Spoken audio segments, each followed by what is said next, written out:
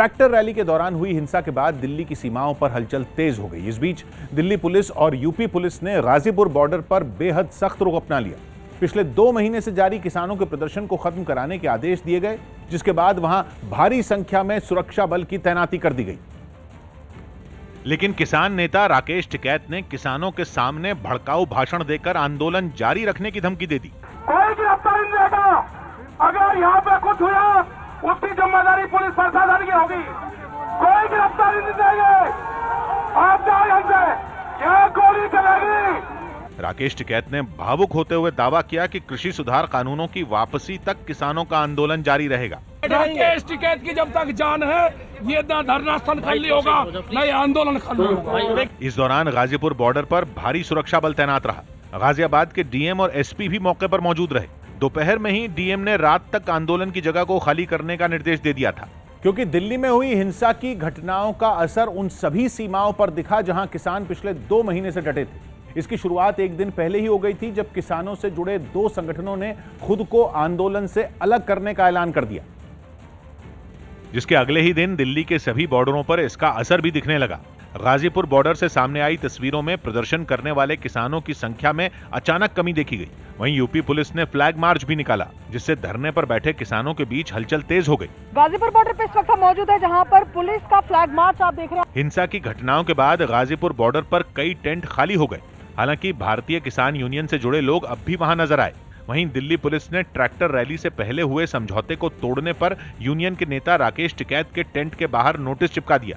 उनसे इस मामले में जवाब भी मांगा गया। उसमें तो तीन दिन का वो मांगे आगे क्या क्या चीज, उसका जवाब दे दो तो जवाब दे देंगे उसको। गाजीपुर बॉर्डर पर पिछले 2 महीने से डटे राष्ट्रीय किसान मजदूर संगठन के वहां से चले जाने के बाद किसानों का प्रदर्शन ठंडा पड़ गया, क्योंकि गणतंत्र दिवस के दिन जिस तरह किसानों ने ट्रैक्टर रैली निकाली और एक के बाद एक हिंसा की कई घटनाएं हुई, उससे देश भर में नाराजगी बढ़ गई।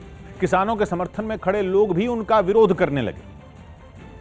और यही वजह रही कि चिल्ला बॉर्डर पर डटे भारतीय किसान यूनियन के भानु गुट के किसानों ने एक दिन पहले ही अपना प्रदर्शन खत्म कर दिया, जिसके बाद वहां गाड़ियों की आवाजाही एक बार फिर शुरू हो गई। 58 दिनों के बाद अब आप देख सकते हैं चिल्ला बॉर्डर खुल चुका है। ट्रैफिक मूवमेंट यहाँ साधारण रूप से वापस आ चुका है।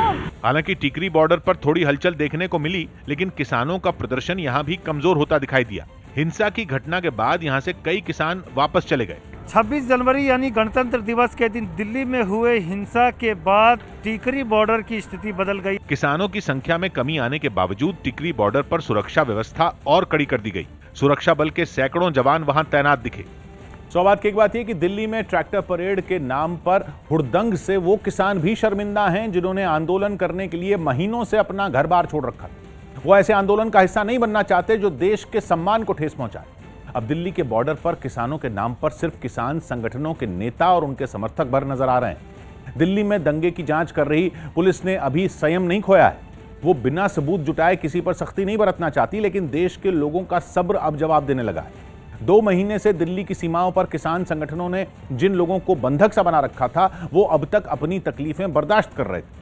किसान आंदोलन से हम सबको नुकसान हो रहा था, लेकिन देश के सम्मान पर आंच नहीं आई, इसलिए किसान नेताओं की जिद का लिहाज सब लोग कर रहे थे। अब वो भी खत्म हो चुका है। तिरंगे के अपमान से तिलमिलाए लोगों का किसान संगठनों के साथ टकराव का खतरा भी लगातार बढ़ रहा है, जिसे रोकने के लिए पुलिस ने किसान संगठनों के तंबुओं के आसपास गश्त बढ़ा दी।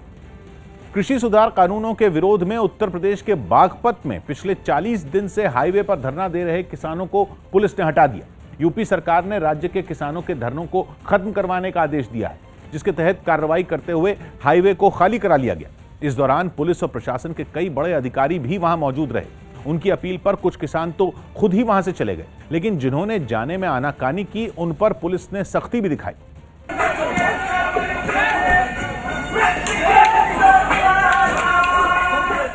इस कार्रवाई से वहां अफरा तफरी मच गई। पुलिस की लाठी से बचने के लिए किसान अपना सामान लेकर भागने लगे। कुछ पुलिस वाले किसानों का सामान वहां से हटाते भी दिखे। इसके बाद खुदाई करने वाली मशीन की मदद से वहां लगे बैरिकेड भी हटा दिए गए। कुछ किसानों ने पुलिस पर पीटने का आरोप लगाया, लेकिन प्रशासन ने इससे इनकार किया। शांतिपूर्ण ढंग से ये लोग अपना स्वतः ये लोग चले गए। हम लोग उनके जो सामान थे उनको रख दिए। किसानों से हाईवे खाली करा लेने के बाद वहां गाड़ियों की आवाजाही एक बार फिर से शुरू हो गई। दिल्ली के सिंघू बॉर्डर पर भी हलचल अचानक बढ़ गई और हंगामा शुरू हो गया। 26 जनवरी की घटना का असर 2 दिन बाद दिखा, जब सिंघू बॉर्डर के आसपास के कई गांवों के लोग बॉर्डर खाली करवाने पहुंच गए और तिरंगे झंडे लहराते हुए नारे लगाने लगे।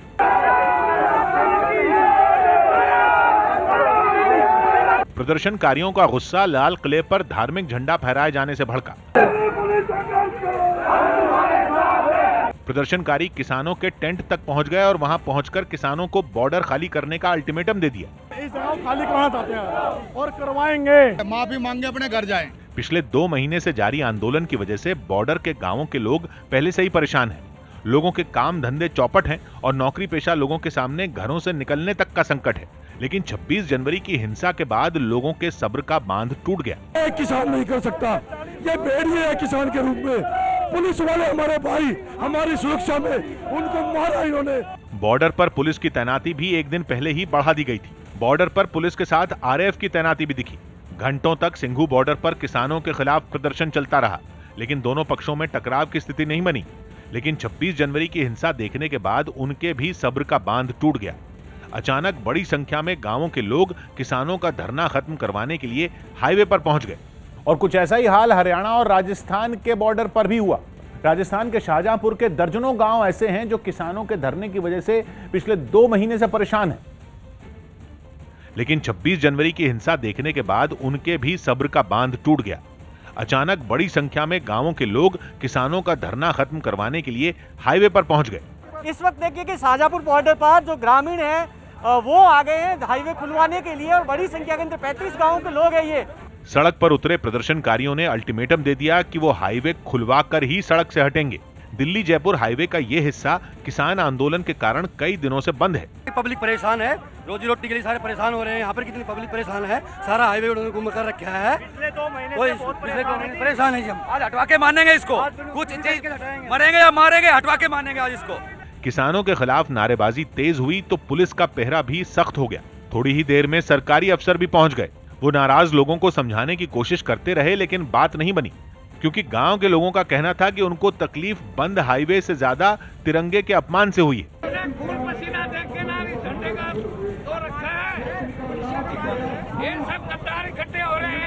दोनों पक्षों के बीच टकराव न हो, इसलिए पुलिस ने धरने पर बैठे किसानों की सुरक्षा बढ़ा दी। 26 जनवरी को दिल्ली में हुई हिंसा के बाद योगी आदित्यनाथ सरकार ने बॉर्डर पर चल रहे धरनों को खत्म करवाने का बड़ा फैसला लिया। न्यूज़ 18 के अजीत सिंह की रिपोर्ट है कि दिल्ली के आसपास के इलाकों समेत राज्य के अलग अलग जिलों में चल रहे किसानों के धरने को यूपी सरकार ने खत्म करवाने का निर्देश दिया है। यूपी के सभी जिला अधिकारियों और पुलिस अफसरों को सरकार की तरफ से यह निर्देश दिया गया और यह भी साफ कर दिया गया कि जो नहीं मानेगा उसके खिलाफ कार्रवाई की जाएगी। योगी सरकार के एक्शन का असर कुछ ही देर में देखने को भी मिल गया।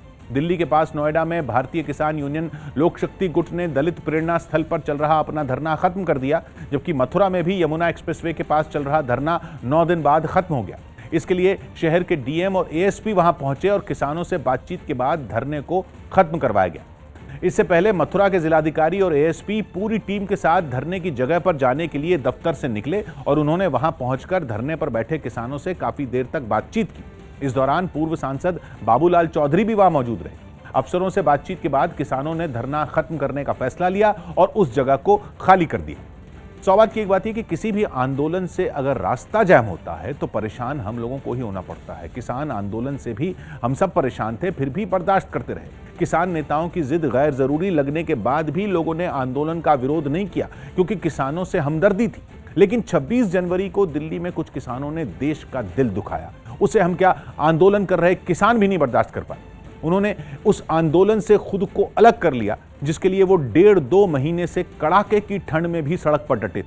वो अपने शान की लड़ाई लड़ रहे थे, जिसकी आड़ में तिरंगे और देश का अपमान करने वालों ने किसानों को बदनाम कर दिया। बदनामी और देश विरोधी होने का दाग असली किसान अपने दामन पर नहीं लगने देना चाहते, इसलिए वो घर लौट रहे हैं। पश्चिम बंगाल में चुनावी हलचल तेज होते ही लेफ्ट और कांग्रेस के बीच सीट बंटवारे का फॉर्मूला तय हो गया। न्यूज़ 18 की आशिका सिंह की रिपोर्ट है कि अभी तक हुए समझौते के मुताबिक राज्य की 294 विधानसभा सीटों में 193 सीटों का बंटवारा दोनों पार्टियों में हो गया है, जिनमें कांग्रेस 92 सीटों पर और लेफ्ट पार्टियां 101 सीटों पर चुनाव लड़ेंगी, जबकि बाकी बची 101 सीटों पर दूसरे चरण की बातचीत में समझौता होगा। 2016 के विधानसभा चुनाव में कांग्रेस ने 92 और लेफ्ट फ्रंट ने 202 सीटों पर चुनाव लड़ा था। जिनमें कांग्रेस को 44 सीटों पर जबकि लेफ्ट पार्टियों को 33 सीटों पर कामयाबी मिली थी। बिहार के पूर्णिया से दिल दहला देने वाली तस्वीरें सामने आईं, जहां जूट की एक फैक्ट्री में भीषण आग लग गई। फैक्ट्री के कर्मचारियों के मुताबिक ये आग वहां रखी एक मशीन में चिंगारी उठने के बाद लगी और तेजी से फैल गई। इसके बाद पूरी फैक्ट्री तेज लपटों और धुएं में गिर गई। वहां मौजूद फायर ब्रिगेड के लोग पानी की बौछार कर लपटों को शांत करने की कोशिश करते नजर आए, लेकिन जूट की वजह से आग फैलती जा रही थी। वहां जगह जगह रखे जूट के ढेर भी लपटों में दहक रहे थे। बताया गया कि दमकल कर्मियों को आग बुझाने में 12 घंटे का वक्त लगा। इस हादसे में फैक्ट्री में रखी सभी मशीनें और लाखों का माल जलकर बर्बाद हो गया। सौभाग्य की एक बात यह कि किसी हादसे की वजह से छोटी सी चिंगारी भी निकले तो हम उसे भीषण आग में बदलने का पूरा इंतजाम करके रखते हैं। हमारी लापरवाही के बिना तो आग की लपटें इतना कोहराम मचा ही नहीं सकती। ये बात लिख लीजिए, कोई भी फैक्ट्री जब शुरू होती है तो उसे आग से बचाव का इंतजाम करना पड़ता है। इसके बिना फैक्ट्री की मशीनें चलाने की मंजूरी नहीं मिलती। समय समय पर आग से बचाव के इंतजाम की जांच भी की जाती है। अब अगर बिहार के इकलौते और देश के सबसे बड़े जूट पार्क में एक फैक्ट्री में मशीन से चिंगारी निकले तो वहां बारूद तो नहीं था कि आग बुझाने का किसी को मौका ही नहीं मिला। जूट में आग तेजी से फैलती है, लेकिन मशीन से निकली चिंगारी पर अगर समय रहते नजर पड़ जाए और वहां आग बुझाने वाले सिलेंडर हो या और दूसरा इंतजाम हो तो आग को बेकाबू होने से रोका जा सकता। बताया जा रहा है कि दमकल विभाग ने कुछ दिन पहले जूट पार्क के प्रबंधकों को आग बुझाने का इंतजाम दुरुस्त करने की चेतावनी भी दी थी। उस पर अमल हुआ या नहीं, इसकी जांच भी अब की जा रही है। अमित शाह के बंगाल दौरे पर टीएमसी को एक बार फिर जोरदार झटका लग सकता है और पार्टी के कई नेता बीजेपी में शामिल हो सकते हैं। न्यूज़ 18 के विक्रांत यादव की रिपोर्ट है कि अमित शाह के बंगाल के 2 दिन के दौरे पर टीएमसी के करीब 12 नेता बीजेपी का दामन थाम सकते हैं, जिनमें कई विधायक भी शामिल हैं। केंद्रीय गृह मंत्री 30 और 31 जनवरी को बंगाल में रहेंगे और पार्टी के लिए कुछ रैलियां और रोड शो करेंगे। पता चला है कि इसी दौरान टीएमसी के कई नेता बीजेपी में शामिल हो सकते हैं, क्योंकि खबर है कि ममता की पार्टी में नाराज नेताओं की लिस्ट काफी लंबी है, जिनमें विधायक प्रबीर घोषाल और ममता मंत्रिमंडल से इस्तीफा देने वाले राजीव बनर्जी के नाम भी सबसे ऊपर है। इसके अलावा नाराज नेताओं की लिस्ट में बीसीसीआई के पूर्व अध्यक्ष जगमोहन डालमिया की बेटी वैशाली डालमिया का नाम भी शामिल है। साथ ही शुभेंदु अधिकारी के पिता और भाई के भी टीएमसी छोड़ने की खबर है। वैसे तो टीएमसी के कई नेता अपनी पार्टी और सरकार के खिलाफ खुलकर नाराजगी जता चुके हैं, लेकिन बीजेपी का दावा है कि अनेक ऐसे हैं जो अभी सामने आना बाकी है। दिल्ली हिंसा में जख्मी हुए जवानों का हाल जानने के लिए गृह मंत्री अमित शाह उन अस्पतालों में पहुंचे जहां घायल जवानों का इलाज चल रहा है। गृह मंत्री की ये कोशिश 2 दिन पहले हुई हिंसा के बाद दिल्ली पुलिस का मनोबल बढ़ाने के लिए रही, जिसके लिए अमित शाह ने उन अस्पतालों का दौरा किया जहां जख्मी जवान भर्ती हैं। दिल्ली का तीरथ राम अस्पताल भी ऐसे ही अस्पतालों में एक रहा जहां गृह मंत्री ने दौरा किया। अस्पताल में पहुंचकर उन्होंने जख्मी जवानों का हालचाल पूछा और हिंसा से जुड़ी घटना पर भी बात की। इसके अलावा अस्पताल के डॉक्टरों से भी जवानों के इलाज की उन्होंने जानकारी ली। गृह मंत्री के अलावा दिल्ली पुलिस के कमिश्नर एसएन श्रीवास्तव ने भी पुलिस के घायल जवानों का हालचाल पूछा। काफी देर तक पुलिस कमिश्नर जख्मी जवानों से बात करते रहे और उनका हौसला भी बढ़ाते रहे। 26 जनवरी पर दिल्ली में हिंसा करने वालों के खिलाफ गृह मंत्रालय कड़ी कार्रवाई की तैयारी में है। न्यूज़ 18 के शैलेंद्र वांगू की रिपोर्ट है कि गृह मंत्रालय के निर्देश पर उन लोगों के खिलाफ लुकआउट नोटिस जारी किया जा रहा है जिन पर हिंसा मामले में एफआईआर दर्ज की गई थी। इसके साथ ही दिल्ली पुलिस सभी आरोपियों के पासपोर्ट जब्त करने का भी आदेश जारी करेगी ताकि आरोपी देश छोड़कर फरार न हो सकें। यही नहीं, योगेंद्र यादव, बलदेव सिंह सिरसा और बलवीर सिंह राजेवाल समेत 20 किसान नेताओं को नोटिस भी भेजा गया और उनसे पुलिस के साथ हुए समझौते को तोड़ने पर 3 दिन में जवाब मांगा गया। इसके अलावा दिल्ली पुलिस 26 जनवरी को हुई हिंसा में मोबाइल फोन से बनाए गए वीडियो को बतौर सबूत इकट्ठा करेगी, जिसके लिए वो एक नंबर जारी कर लोगों से हिंसा से जुड़े वीडियो भेजने की अपील करेगी। वहीं दंगा करने वालों को पकड़ने के लिए जगह जगह उनके पोस्टर भी लगाए जाएंगे। 26 जनवरी को दिल्ली में हुए हंगामे के दौरान पुष्पलता नाम की एक पुलिस इंस्पेक्टर की दिलेरी का वीडियो सामने आया, जिसमें वो गाजीपुर अंडरपास पर ड्यूटी के दौरान ट्रैक्टर पर सवार किसानों से लोहा लेती दिखाई दी।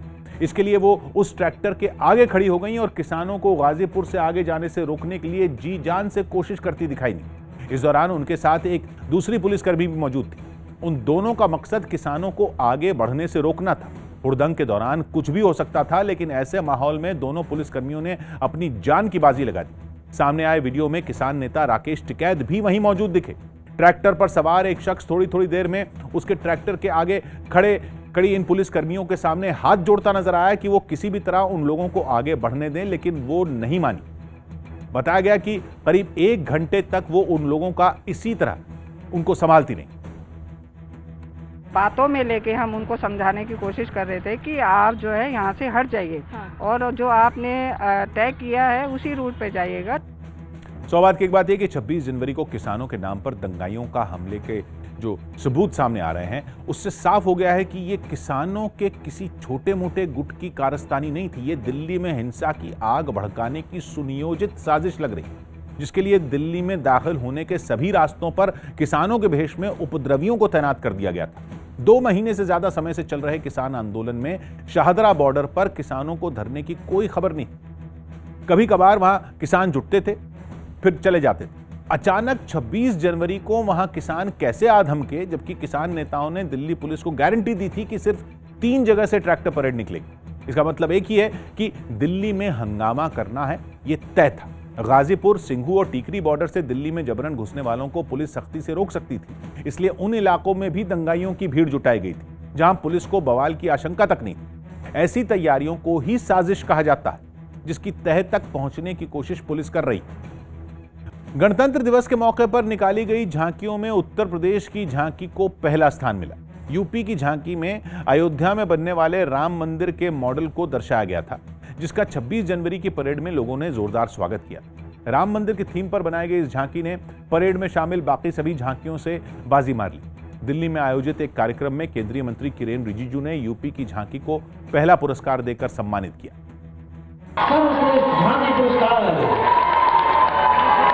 श्री राम मंदिर अयोध्या। 26 जनवरी को पहला मौका था जब राजपथ पर राम मंदिर की झांकी निकाली गई। राम मंदिर के अलावा उस झांकी में उत्तर प्रदेश की सांस्कृतिक विरासत को दिखाने की कोशिश भी की गई थी। सामाजिक समरसता, सांस्कृतिक विरासत को दिखाने के लिए उत्तर प्रदेश की झांकी को पहले स्थान के लिए चुना गया।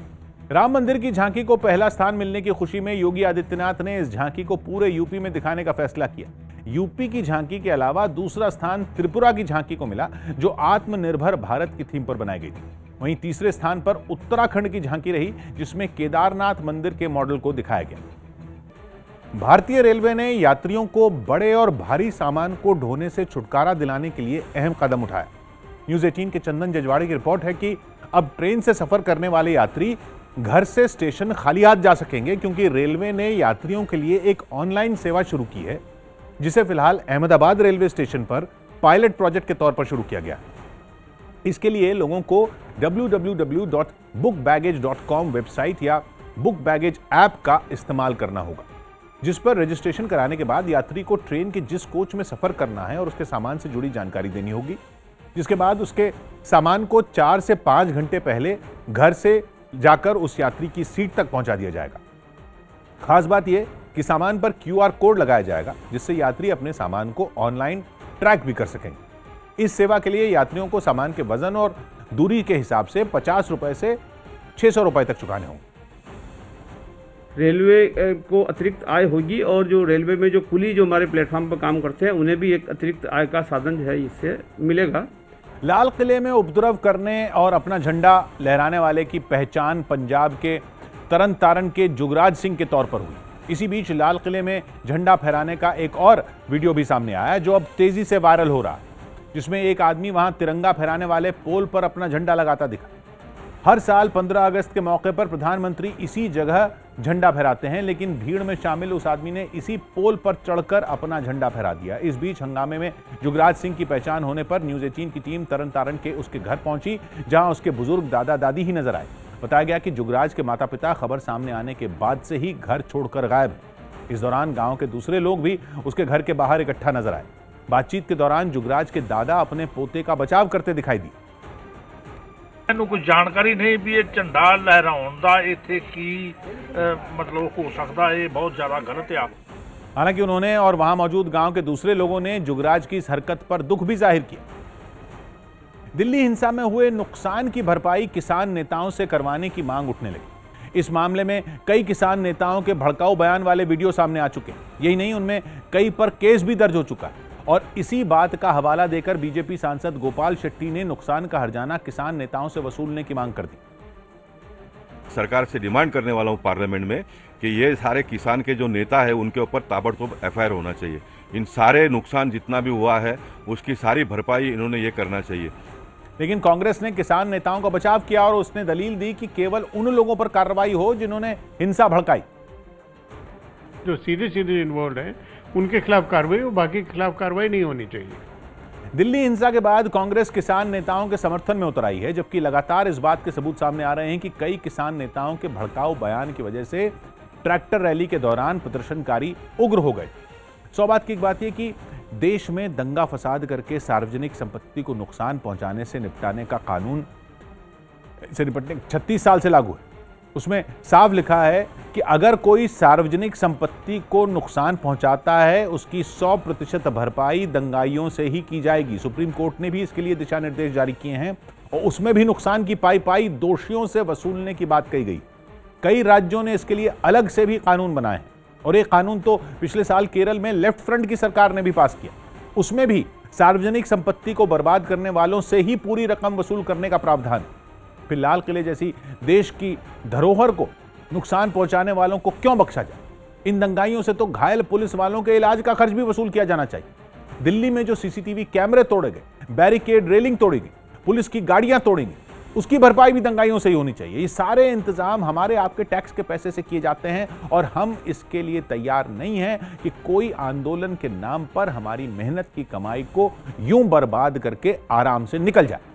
पश्चिम बंगाल में विधानसभा चुनाव नजदीक आते ही सिंगूर में किसानों का मुद्दा एक बार फिर गरमाने लगा। 2006 में वहां फैक्ट्री लगाए जाने के विरोध में खड़ी ममता बनर्जी ने अब सिंगूर के विकास का ऐलान किया, लेकिन वहां के किसान मुख्यमंत्री ममता बनर्जी से बेहद नाराज दिखे। उन्होंने सिंगूर में फैक्ट्री लगाए जाने के ममता सरकार के फैसले को चुनावी हथकंडा बताया। ममता जी ने फैक्ट्री बनाना नहीं सकता है, कोई काम पे भरोसा नहीं है, सीधी बात है। ये तो पश्चिम बंगाल में ऐसा हुआ सीट का मामला है। बीजेपी ने भी इस मुद्दे पर ममता सरकार को घेर लिया। उसने सरकार पर लोगों को धोखा देने का आरोप लगाया। मुख्यमंत्री होने के बाद 10 साल हो गया, अभी तक एग्रीकल्चर जो किसान का जो बात है, किसान के लिए कुछ भी नहीं किया। लेकिन टीएमसी ने बीजेपी पर पलटवार करते हुए दावा किया कि वहां के लोगों की परेशानी जल्द दूर होगी। बीजेपी बंगाल के लिए कुछ नहीं करेगा। सिंगूर फिर से नया से बनेगा, नया से रूप लेगा और जो करेगा उनका नाम है ममता बनर्जी। सिंगूर में 2006 में बन रही फैक्ट्री के निशान आज भी मौजूद हैं, जिस वजह से किसानों को वहां खेती करने में परेशानी होती। सौ बात की एक बात है कि पिछले 1.5 दशक से पश्चिम बंगाल की राजनीति घूम फिरकर सिंगूर और नंदीग्राम पहुंची जाती। ये वही इलाका है जहां किसानों की जमीन पर कार फैक्ट्री लगाने के मुद्दे पर ममता बनर्जी ने तूफान खड़ा कर दिया और उसी तूफान में लेफ्ट फ्रंट की सत्ता उखड़ गई। बीजेपी ने उसी सिंगूर को अब ममता बनर्जी और टीएमसी के लिए सिरदर्द बना दिया।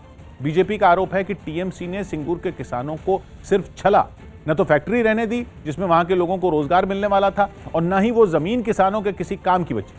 पिछले लोकसभा चुनाव में बीजेपी ने सिंगूर में उद्योग लगाने का वादा किया था।